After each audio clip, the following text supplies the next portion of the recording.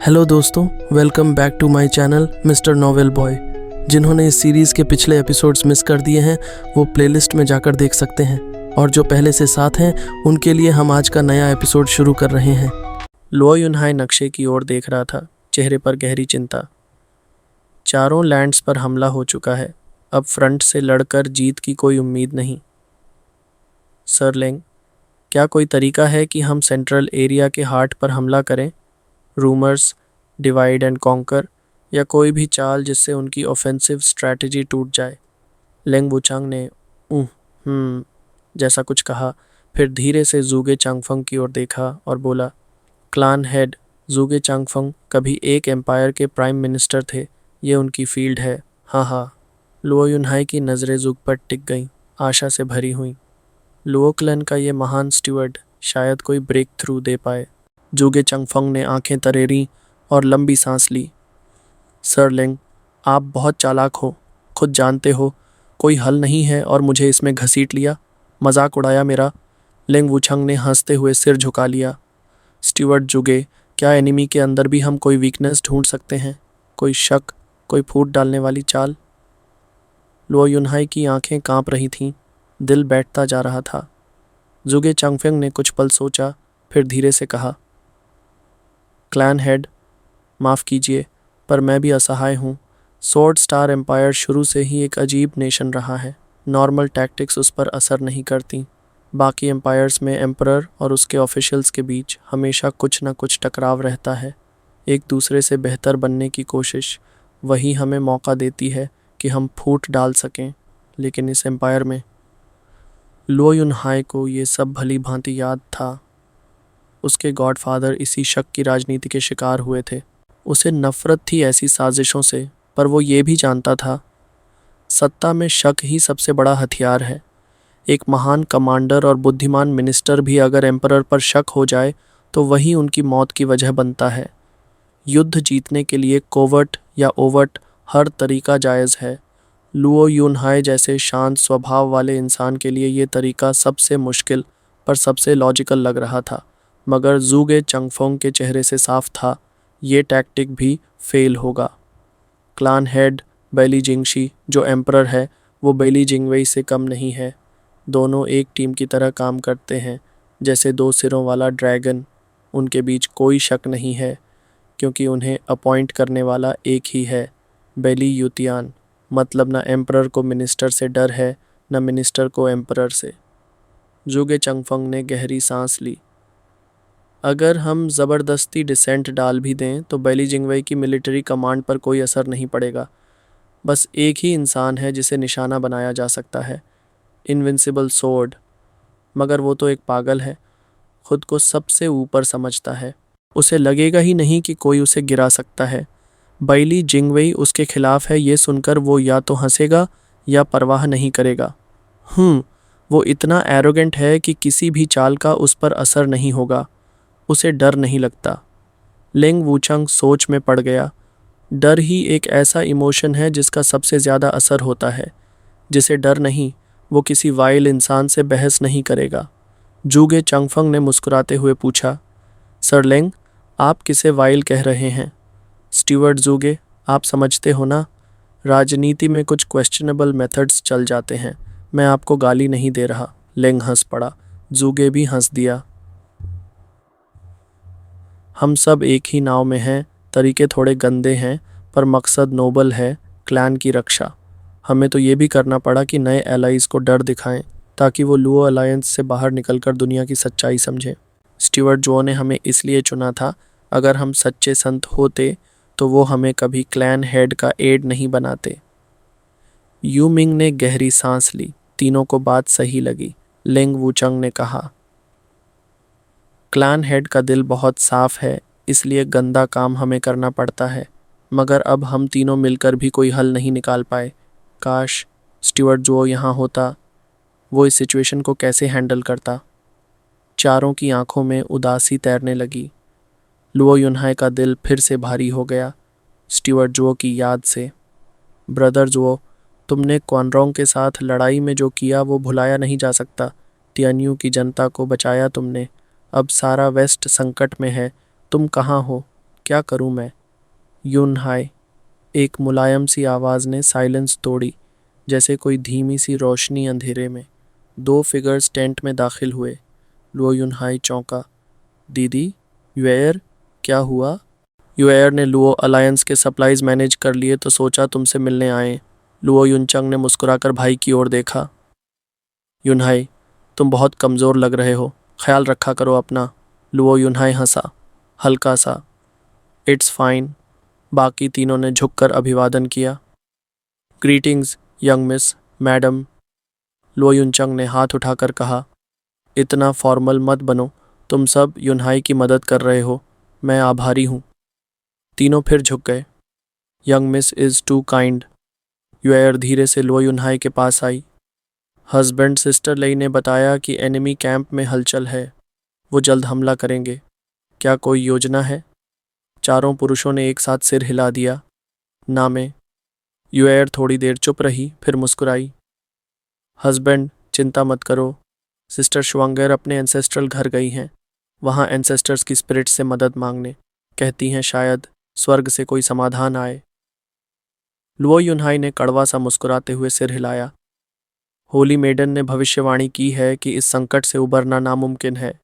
जैसे टियान्यू का last war था, अब हम सिर्फ अपनी पूरी कोशिश कर सकते हैं। बाकी स्वर्ग की मर्जी, चाहे तो बचा ले, चाहे मिटा दे। युएयर तुरंत आगे बढ़ी, लुओ युनहाई के पास बैठकर उसका हाथ थामा। हस्बैंड, सिस्टर श्वांगेर ने कहा है कि एंसेस्टर्स की डिविनेशन उससे कहीं ज़्यादा प्रिसाइज है। शायद इस बार कुछ अच्छा हो जाए। हिम्मत मत हारो, क्या पिछली बार टियान्यू का संकट नहीं टला था? लुओ युनहाई की आंखें भारी हो गईं। वो सब ब्रदर जो की वजह से था, होली मेडन ने खुद कहा है। वो इंसान स्वर्ग की मर्जी से ऊपर चलता है, उसे बदल भी सकता है। हम जैसे आम इंसान भला हेवंस विल से कैसे लड़ सकते हैं? बाकी सबका मन भी बैठ गया। जूगे चंगफेंग और बाकी तीनों इस बात को मानना नहीं चाहते थे कि उन्हें बस किस्मत के सहारे बैठना पड़ेगा, पर हालात कुछ ऐसे थे कि कुछ और किया भी नहीं जा सकता था। जो भी हो, लुओ युनचंग की आवाज़ में स्टील थी, हम श्वांगर की रीडिंग का इंतज़ार करते हैं। अगर हेवन नहीं बदला जा सकता तो हम अपनी पूरी ताकत से उससे लड़ेंगे। तीनों ने सिर हिलाया, चुप मगर दृढ़ता के साथ। होश तूफान की तरह युनश्वांग टेंट में घुसी, सांसें तेज पर आंखों में चमक। एक उम्मीद की किरण है। क्या? सबकी आंखें उसकी ओर। फेट्स बदल रहे हैं। युनश्वांग हाँफ रही थी, पर उसकी मुस्कान में उम्मीद थी। मैं अपने एंसेस्ट्रल घर गई थी, एंसेस्टर स्पिरिट की मदद से मैंने आसमान पढ़ा। शुरुआत में तो सब कुछ नाश ही दिखा, पर फिर कुछ बदला। कोई शक्ति जो इस दुनिया की किसी भी शक्ति से अलग है, वो फेट को बदल रही है। हमें अब भी ये युद्ध जीतने का मौका मिल सकता है। लुओ युनहाई ने कांपती आवाज़ में पूछा। होली मेडन, मतलब क्या है आपका? जैसे पिछली बार टियान्यू के युद्ध में हुआ था। कोई इंसान जो फेट से परे है, वो इस बार फिर टकरा रहा है हेवन से। सेंट्रल एरिया की जीत जो लगभग तय थी, अब डगमगाने लगी है। लुओ युनहाई की सांस अटक गई। क्या क्या फिर कोई ब्रदर जो जैसा इंसान इस युद्ध में आ चुका है? पर आपने तो कहा था ऐसे लोग कोई और नहीं हैं। वो एक ही था, तो अब दूसरा कहाँ से आ गया? युनश्वांग ने भौहें सिकोड़ी, कुछ उलझी हुई। पता नहीं, शायद ये किसी नई लहर की शुरुआत है, जहाँ अनचेंड पीपल हेवन के दायरे से बाहर दुनिया में पैदा होने लगे हों। दुनिया इतनी बड़ी है, शायद ये मुमकिन था कि दूसरा भी आ जाए। लुओ युनहाई ने आंखें संकरी की, चेहरे पर अविश्वास। हम सब तो हेवन और अर्थ के बीच जन्मे हैं। ऐसे में, ऐसे सही वक्त पर एक और आउटसाइड फेट इंसान का आ जाना, ये बस इत्तेफाक नहीं हो सकता। मुझे लगता है जैसे ये इंसान हमें पहले से जानता है। जैसे वो रुक गया। उसका मन खुद अपनी सोच से कांप गया था। अगर वो गलत निकला तो सबका दिल टूट जाएगा। पर उसकी आंखों में वो चमक थी, उम्मीद की रोशनी। उसका दिल ज़ोर ज़ोर से धड़क रहा था। ब्रदर जो, क्या तुम लौट आए हो? मार्शल लुओ, हुक्म आ गया है। एक एल्डर तेज़ी से कमांड टेंट में दाखिल हुआ। उसकी आवाज़ गूंजी, लेकिन वहाँ मौजूद उम्मीदों, तनाव और सवालों से भरी नज़रों ने उसे थोड़ी देर के लिए चुप करा दिया। सब ठीक है ना? लुओ युनहाई मुस्कुराया। कमांडर तुओबा, ऐसा क्या अर्जेंट ऑर्डर है कि आपको खुद दौड़कर आना पड़ा? हाँ, तुओबा तीशान, लेंग वुचंग ने ताना मारा। जब लुओ अलायंस में शामिल हुए थे तो बड़े रौब से शर्तें रखी थीं तुमने। अगर क्लैन हेड दयालु न होते तो मैं तो कभी मंजूर नहीं करता। तो अब कौन सी नई आफत लेकर आए हो? तब तो बराबरी का दर्जा मांगते रहे थे, जबकि हम 7 परिवार भी इतने मान सम्मान के साथ नहीं घुसे, और तुम एक हारा हुआ क्वानरोंग कमांडर। सर लेंग, लुओ युनहाई ने कड़ी नज़र से उसे चुप किया और फिर हाथ जोड़कर तुओबा की ओर मुड़ा। कृपया माफ़ कीजिए कमांडर, हमारे स्टीवर्ड ने अपमानजनक बात कह दी। मैं आपसे क्षमा मांगता हूँ। अरे नहीं मार्शल लुओ, गलती मेरी थी। तुओबा तीशान ने भारी सांस ली। सर लेंग ठीक कह रहे हैं। जब मैं अलायंस में शामिल हुआ था तब घमंड में था। एक हारे हुए सेनापति को जैसा अपमान मिलता है उसकी उम्मीद थी मुझे। पर आपने आपने तो मुझे मान दिया, सम्मान दिया, मुझे बचाया। जब मेरी ज़ुबान बंद कर दी जानी चाहिए थी तब आपने मेरी रक्षा की। मार्शल लुओ, आपने मेरी जान बचाई है। तुओबा तीशान ने गहरी झुककर सलाम किया। लुओ युनहाई तुरंत आगे बढ़ा और उसे उठाया। कमांडर तुओबा, आप मेरे गॉडफादर की तरह एक अनडिफीटेड गॉड ऑफ वॉर हैं। लुओ अलायंस के लिए गौरव की बात है कि आप हमारे साथ हैं। मैं कभी नहीं देख सकता कि कोई हीरो कमांडर राजनीति की चालों में फंस जाए। तुओबा तीशान की आंखें भर आईं। उसने लुओ युनहाई का हाथ थाम लिया। लुओ, क्लान की न्यायप्रियता अद्वितीय है। कमांडर, आप बढ़ा चढ़ाकर कह रहे हैं। लुओ युनहाई ने भी उसका हाथ कस कर पकड़ लिया। पीछे युएएर और लुओ युनचंग संतोष और गर्व से मुस्करा रही थीं। सिर्फ लेंग वुचंग का चेहरा भावहीन था। वो जुगे चांगफंग से बोला, ओल्ड मैन, अगर इस कमांडर को पता चल जाए कि क्वानरोंग एम्परर को उसके खिलाफ भड़काने में तुम्हारा हाथ था तो क्या तब भी इतना भावुक होगा? जुगे चांगफेंग की आंखें तेज चमकीं। क्लैन हेड तक ये बातें न पहुँचे, ये डार्क काम सिर्फ हमारे बीच रहे।